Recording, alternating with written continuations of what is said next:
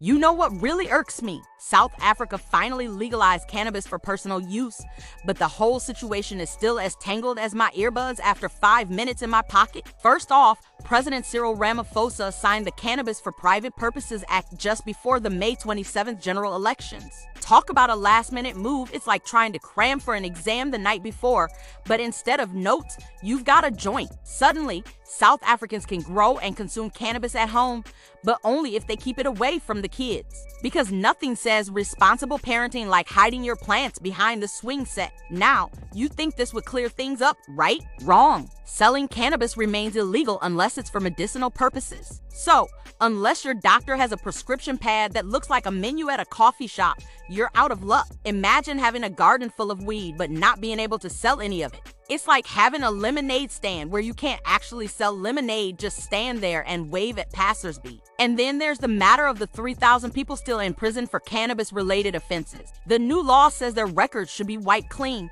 but there's no clear plan on how or when this will happen. It's like being promised a delicious cake and then being told, "We're not sure when the oven will be fixed, but just hang tight."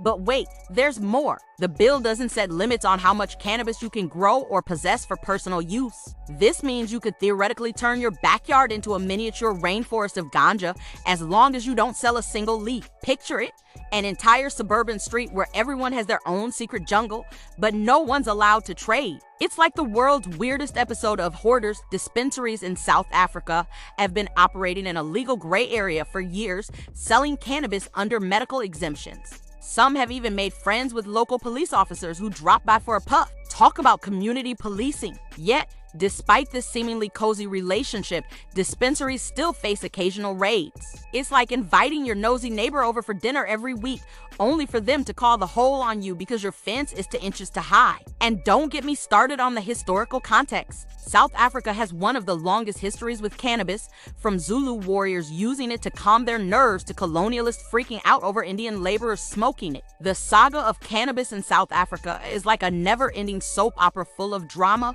misunderstandings, and the occasional plot twist. So, South Africa, here's my advice. If you're going to dive into the green wave, make sure your laws are as clear as your intentions. Otherwise, you're just going to leave everyone feeling dazed and confused. And that's not just the weed talking.